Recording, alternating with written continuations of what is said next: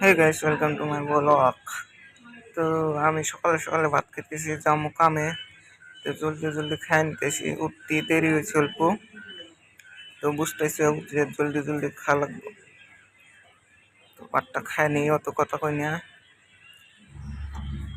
অত কিছু না। আলু চাটনি, আলু ভর্তা আর ডাল দিয়ে মাইরা দিতেছি সকাল সকালে।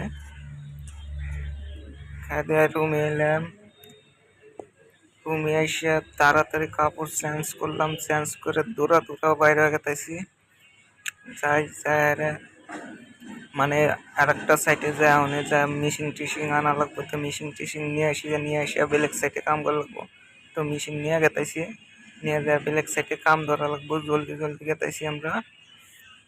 তো আসা গেছি বেলেগ সাইডে, এসে কামও ধরছি, দেখা করতেছেন।